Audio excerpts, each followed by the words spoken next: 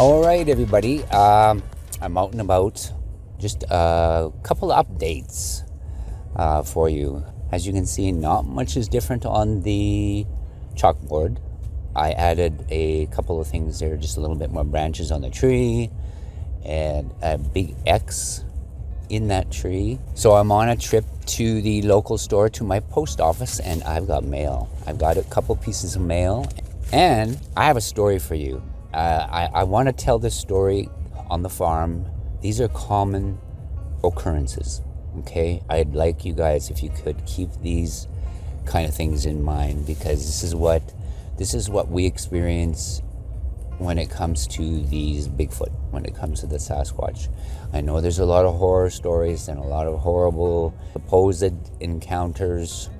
I'm going to do the math one day on all of that. Like, if we were to take 100% of all of the encounters and experiences, how much can we go? We could probably take 50% off of the 100, because some of them are mistaken identities, others are made up. There's a lot of good storytellers out there. There's so many variables there, right? But we'll do the math on that another day. The story I want to share with you has to do with my South African Boer goats, these Boer goats. We've raised these South African Boers since 1996. I believe it was 96 when we first got our first buck and just a handful of does. We got into a breed-up program through the Canadian Boer Goat Association. It's been many, many years, and over the years, I've had these Bigfoot help me. They've helped me in so many ways when it comes to caring for these animals. This story right here, I'll put up the thumbnail for that video about them letting my goats out to go to pasture because I was late. They do things like this. It just amazes me when it happens. One day I'll do a video with all of the gifts and stuff that they've left me on my front step, on my water tank, on my truck, over the years. And there's been many. But this story I want to share with you had to do with one of my does. It's not just once. So I had this doe. Everything she was eating was running out her back end. Goats chew their cud. If, for those that don't understand that whole process, it's like they will consume food and then bring it back up and chew it some more, swallow it, bring it back up. It's a process. It's part of their digestive process. And it stressed me out so bad because she was losing weight rapidly. I got one of the veterinarians to test her, like her droppings.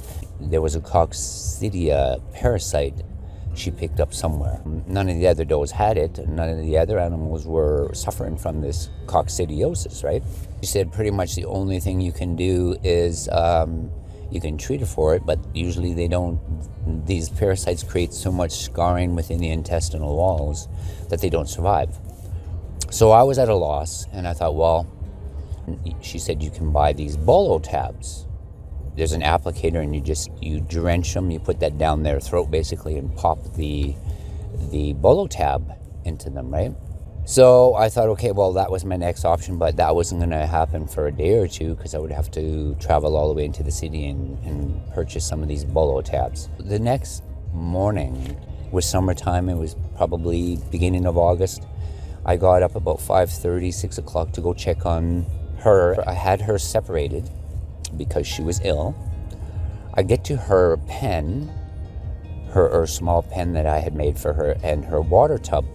When I looked down into her water tub, just glancing down at it, it looked like all these little black birds floating in her water tub. Little black birds, like I was thinking, what, right? Like, how does that happen?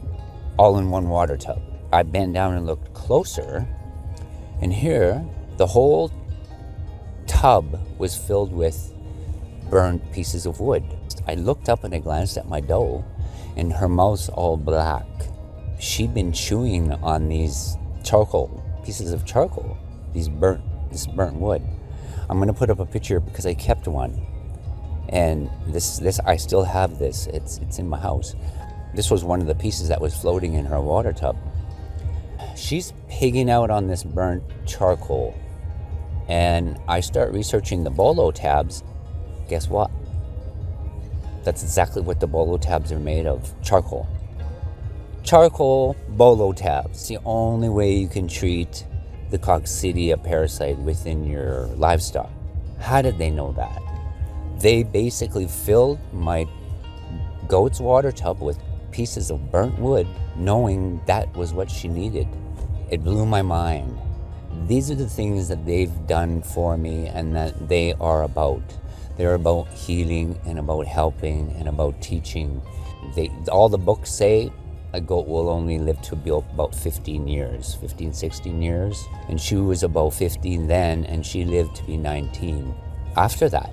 What the veterinarian told me was, she probably won't survive this because those parasites do a lot of damage. I think they were adding other things to that healing. Maybe it was energy as well, because I was hearing a lot of activity and noises, and she come out of it. The diarrhea quit within a day, but she kept chewing on those pieces of wood. I left them in the water for as long as she needed them. But they come and did that for her and for me. They probably sensed my stress and worry and her sickness. That's just one out of about 6 or 7 things they've done like that for my animals and for me on the property. This is the stuff they're about. I think that's the relationship they want to have with humans, and we got to get away from the whole fallen angel, monsters gonna kill you. We got to get away from that because it's not helping our relationship with them or connecting with them. Those ones that are going out there think with those thoughts in their head of monsters and fallen angels. Like, why would you want to have anything to do with a fallen angel? It's all to do with the individual that's going out there. Your attitude and how you perceive them. Your conditioning. The conditioning that people have been put through the Bigfoot community and from all of the rhetoric and narratives that are being pushed out there.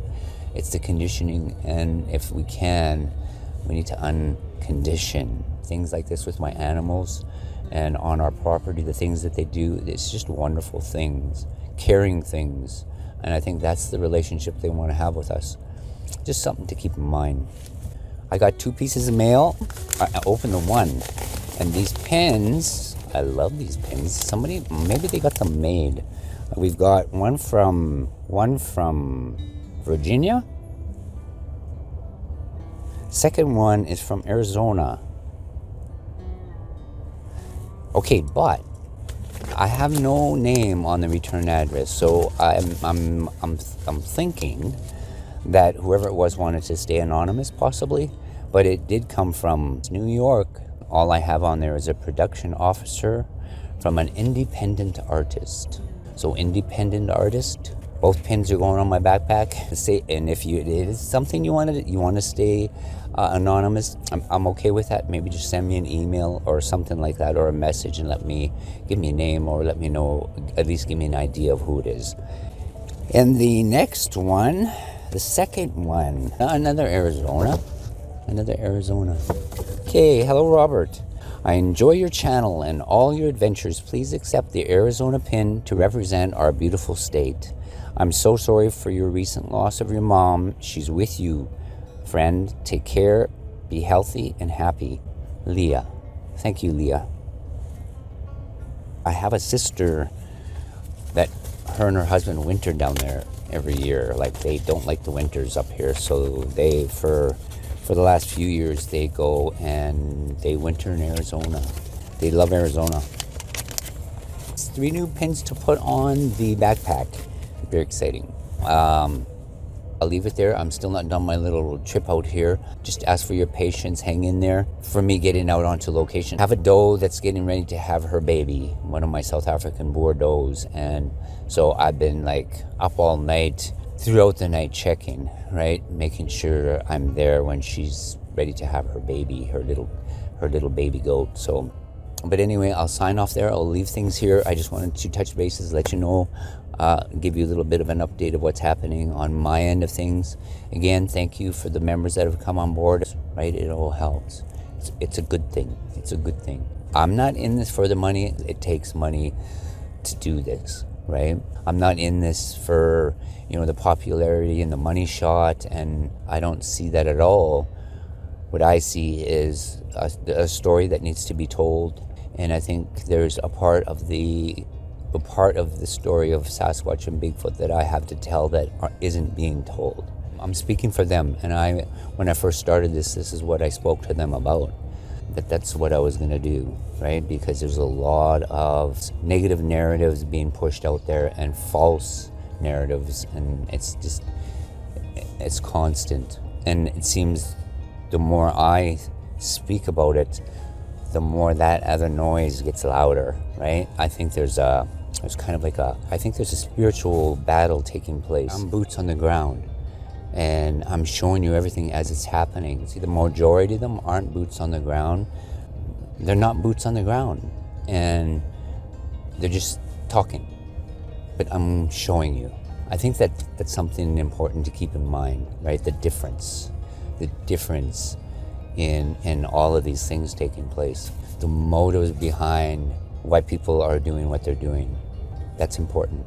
But anyway, I'll stop rambling here. I better get on the road and finish what I need to do.